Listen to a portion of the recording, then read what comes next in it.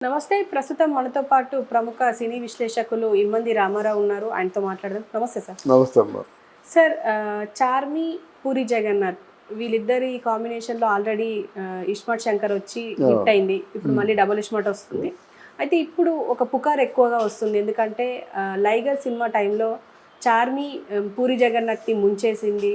అందుకే ఇప్పుడు ఎక్కువగా కలిసి కనిపియడం లేదు ఇద్దరు అని చెప్పేసి. ఇంకొకటి ఏంటంటే లావణ్య గారు అంటే పూరి జగన్నాథ్ వైఫ్ వార్నింగ్ ఇచ్చారు చార్మికి దూరంగా ఉండమని తన భర్తకి అని చెప్పేసి అంటున్నారు. సో ఏది అంటే మీరేమంటారు సార్? ఇదంతా ఈ పుకార్లు ఎందుకు వస్తున్నాయి అంటారు? నిజమే అంటారా? అంటే ఇక్కడ చార్మితో పూరి ఎక్కువ కలిసి ఉండడం వల్ల వచ్చిన పుకారు. తర్వాత చార్మిని పూరి ఎంతగా ప్రేమించాడు లేదా అభిమానించాడు అది అందరికీ తెలుసు. మనం ప్రత్యేకించి చెప్పుకోవాల్సిన అవసరం లేదు. వాళ్ళిద్దరూ స్నేహంలో చూనయ్యారు. ఈ ప్రేమలు దోమలు పక్కన పెట్టినట్టయితే ఆడ మనిషి అయినప్పుడు కూడా స్నేహంలో చూనయ్యారు. ఆలోచనల్లో ఏదో కొంచెం ఒకళ్ళు మెచ్చుకునే విధంగా ప్రవర్తించారు. లేకపోతే ఇన్ని కోట్ల పెట్టుబడితో వ్యాపారం ఎందుకు చేస్తారు? ఆ వ్యాపారంలోకి వ్యాపారంలోకి చార్మిని ఎందుకు ఆహ్వానిస్తారు? అయితే తొలిసారిగా అర్థం చేసుకోవాలి. వాళ్ళు ఏదో సినిమాలు చేసుకుంటున్నారు కానీ ఒక సందర్భంలో బండ్ల గణేష్ కొంచెం అంటే గట్టిగా మాట్లాడాడు. గట్టిగా మాట్లాడాడు. ఇది వార్త గుప్పు మందమాట. అసలు నువ్వు ఎవరితో ఉంటున్నావు, ఎవరింట్లో ఉంటున్నావు, నీకు ఎంత వస్తుంది, భార్య బిడ్డకి ఎంత కేటాయించావు, నువ్వు ఊరందరినీ స్టాల్ చేస్తావు, నీ కొడుకుని స్టార్ట్ చేయలేవా, ఒకసారి మాట్లాడావు, ఇట్లాంటి మాటలు మాట్లాడాడు. అయితే ఆయన మాటల్లో నిజం ఉన్నప్పుడు కూడా అది సందర్భం కాదు. ఈ మాటలన్నీ పూరి జగన్నాథ్ ముందే మాట్లాడచ్చు కదా. సభే నీకు దొరికిందా, వేదికే నీకు దొరికిందా, డయాస్, దాన్ని సక్రమంగా ఉపయోగించుకోవాలి. మరి ఆయన ఆవేశపరుడు ఆలోచనాపరుడు నాకు అర్థం కాలేదు కానీ అది సరైన పద్ధతి కాదు జనరల్గా. తర్వాత ఇక్కడ చార్మి ఆల్మోస్ట్ తను కూడా కుటుంబాన్ని త్యాగం చేసి ఇంతో ఉంటుంది కదా. మనం అదర్ సైడ్ ఆఫ్ కాయిన్ కూడా ఆలోచించాలి కదా. ఉంది. ఈ లైగరు సినిమాతోనే ఆవిడ కొంచెం భయపడింది. ఏమో నా పెట్టుబడి వస్తుందో రాదో, వడ్డీ రాకపోతే పోయింది, నా జీవితాంతం కష్టపడినటువంటి డబ్బుతో పెట్టుబడి పెట్టేశానే అని మొత్తానికి తన డబ్బు తనకి వచ్చేలా చూసుకుంది. అయితే లైగరు పెద్ద ఫ్లాప్ కాదు. లైగర్ ఒక అంటే 100 కోట్ల 10 లక్షలు ఎంతో వాళ్ళు మేకింగ్ ఛార్జెస్ అయినట్టయితే 1,35,00,000 రూపాయలు వసూలు చేసిందని ఆ సినిమాతో సంబంధం ఉన్న ఒక ప్రముఖ వ్యక్తి నాకు చెప్పాడు. అందువల్ల వాళ్ళకి అంటే రావడం డబ్బు కొంచెం లేట్ అయింది, వాళ్ళు పుంజుకున్నారన్నమాట. అక్కడ ఏమైందంటే తన కోసం ఆలోచించుకుంది. తన కోసమే ఆలోచించే పూరి జగన్నాథ్ కొంచెం అది మానసికంగా గాయం అవుతుందన్నమాట. తాత్కాలికంగా సినిమా చేద్దాం అనుకున్నారు, నువ్వు చేస్తావా అని ఆహ్వానించాడు. ఆల్రెడీ నేను డబుల్ శంకర్ చేస్తాను, డబుల్ స్మార్ట్ శంకర్ చేస్తాను అని చెప్పి అనుకున్నారు. కలిసి చేశారు. ఇప్పుడు సినిమా బాగా వచ్చింది అనుకుంటున్నారు. కలిసి ఉంటున్నారు అన్నమాట. కలిసి ఉంటే వాళ్ళది ఒక నిర్ణయం, కలిసి ఉంటే ఫ్యామిలీతోనే ఉంటాడు.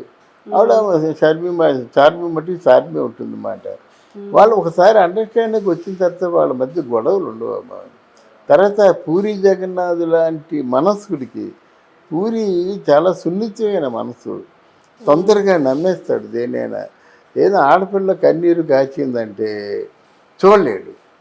దానికి ప్రత్యక్ష ఉదాహరణే రమాప్రభ గారు అనే ఒక సీనియర్ నటీమణికి ఆయన దగ్గర డబ్బున్నా లేకపోయినా, సినిమాలు హిట్లైనా ఫ్లాపులైనా నెలకి 20,000 రూపాయలు పంపిస్తున్నారంటే ఆయన ఎంత సున్నితమైన మనస్కుడో ఆలోచించవచ్చు. గనక అదే ఆ సున్నితత్వం, ఆ ధర్మం, దానగుణమే ఆయన కాపాడుతున్నాయి అన్నమాట. అయితే ఎన్ని అబండాలు వేసినప్పుడు కూడా ఫ్యామిలీ కాకుండా పోదు కదా. లావణ్య కానీ కొడుకు ఆకాష్ కానీ వాడు కాకుండా పోరు. ఇదంతా కేవలం కొంతమంది ఉన్నారు బాగా తెల్లటి బట్టలు వేసుకునే వాళ్ళ మీద బుర్ర తల్లి ఆలోచనలు కొంతమందికి ఉంటాయి. వాళ్ళు మనం ఏం చేయలేము. అలాగా పూరి ఆయన తెలుసుకోలేడా 10 మందికి తప్పులు తెలుసుకునేలాగా కనువిప్పు కలిగేలాగా సినిమాలు తీయగల డైలాగులు రాయగల పూరి జగన్నాథ్ తన తప్పుని తను తెలుసుకోవడం. కానీ ఇస్మార్ట్ శంకర్తోనే మంచి హిట్లు రావాలి. అయితే ఏంటంటే ఓవర్ జాయ్ అయింది. ఎంత కష్టపడతాడో అంత రిలాక్స్ అయిపోతారు అన్నమాట. రిలాక్సింగ్ సినిమా ఫీల్డ్లో ఉండదమ్మా. మీరు 100 సినిమాలకి డైరెక్షన్ చేసినా సరే, ఒకప్పుడు దాసరి నారాయణరావు గారు పూరి నా వారసుడని చెప్పారు. ఆ మాట కోసమైనా దాసరి గారు 150 సినిమాలు తీసినప్పుడు కూడా పరిగెత్తేవాడు. ఆ సినిమా గురించి ఆలోచించమనేవాడు. అసిస్టెంట్ డైరెక్టర్లు కూడా ఆలోచించమనేవాడు. ఎవరే మంచి పాయింట్ చెప్పినా పెట్టుకునేవాడు. అంటే యవ్వనుడిలా పనిచేశారు కాబట్టి 150 దాటాయి సినిమాలు అయ్యి.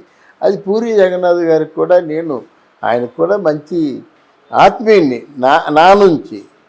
ఆయన జీవితం మొదటి నుంచి నాకు తెలుసు గనక, పరిశీలనగా చూశాను గనక నేను కోరుకుంటున్నాను అన్నమాట. డెఫినెట్గా పూరి రిలాక్స్ అవ్వకుండా ఈరోజు ఎవరైనా ఈవెన్ రాజమౌళి కూడా పూరినే ముందుంచుతాడు. వినాయక్ కూడా పూరినే ముందుంచుతాడు అన్నమాట. ఆయన స్థానం అది. ఆయన స్థానం ఆయన మర్చిపోకుండా ఉండాలని ఈ వీడియో సందర్భంగా కోరుకుందాం. తర్వాత ఇక్కడ చార్మి ఆల్మోస్ట్ తను కూడా కుటుంబాన్ని త్యాగం చేసి ఇంతో ఉంటుంది కదా. మనం అదర్ సైడ్ ఆఫ్ కాయిన్ కూడా ఆలోచించాలి కదా. ఉంది. ఈ లైగర్ సినిమాతోనే ఆవిడ కొంచెం భయపడింది. ఏమో నా పెట్టుబడి వస్తుందో రాదో, వడ్డీ రాకపోతే పోయింది, నా జీవితాంతం కష్టపడినటువంటి డబ్బుతో పెట్టుబడి పెట్టేశానే అని మొత్తానికి తన డబ్బు తనకి వచ్చేలా చూసుకుంది.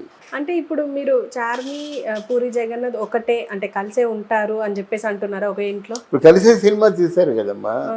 సినిమా తీస్తే కలిసి ఉన్నట్ట సార్? ఏంటి ప్రొడ్యూసర్ అంటే ఏంటనుకున్నామ్మా, కోట్లతో పని. ఇప్పుడు డబ్బులు కావాలంటే ఇప్పుడు నా మీద నీకు మంచి అభిప్రాయం ఉంటే డబ్బులు ఇస్తావు. అమ్మో ముండగొడుకు ఇచ్చినట్టయితే మొత్తం డబ్బంతా తీసుకుంటాడు, ముంచేస్తాడు, నన్ను ఎక్కడో పారేస్తారంటే ఎందుకు ఇస్తుంది ఆవిడ? అది కలిసే ఉంటున్నారు. చూనయ్యారంటే అదే కదా, ఒకే మాట ఒకే బాట. చూనయ్యారు కాబట్టి వాళ్ళిద్దరూ విడివిడిగా ఉండలేకపోతున్నారు. దాని కోడిగుడ్డు మీద వెంట్రుకలు తీయవలసిన అవసరం లేదంటాను నేను. అంటే ఇప్పుడు లావణ్య పరిస్థితి ఏంటి అంటారు? లావణ్యం చూడకపోతే పూరి తప్పు. ఒక కొడుకు కూతురు లావణ్య అంతా మళ్ళీ ఎప్పటిలాగే ఉన్నారు కదా వీళ్ళు. అది కాదంటే అప్పుడు ఆ సినిమాల నెపంతో బ్యాంకాక్లో ఉండేవారు, బొంబాయిలో ఉండేవారు, పెద్ద ఫ్లాట్స్ తీసుకొని. ఇప్పుడు ఇక్కడ ఉంటున్నారు అన్నమాట. అదే తేడా. సార్ ఇప్పుడు ఎలాగో డబల్ ఇస్మార్ట్ శంకర్ రిలీజ్ అవుతుంది కాబట్టి పూరికి కంబ్యాక్ వచ్చే అవకాశం ఉందంటారా మరి ఇప్పుడు దీంతో? ఈ సినిమా తప్పకుండా హిట్ అయ్యే సూచనలు ఉన్నాయమ్మా. అంటే ఎన్ని పుకార్లు వస్తున్నాయి కదా. పుకారు గాలి పుకార్లు అమ్మ, గాలికి ఎగిరిపోతాయి, ఏమి నిలబడవు. ఆయన అక్కడ ఎంతైతే ఆ సినిమాలో స్టఫ్, ఆయన తాలూకు పొటెన్షియాలిటీ ఎంతైతే ప్రదర్శించాడో అవి మాట్లాడితే ఈ పుకార్లు ఎగిరిపోతాయి కదా. ఈరోజు పుకారు వస్తుంది, రేపటికి ఎగిరిపోతుంది.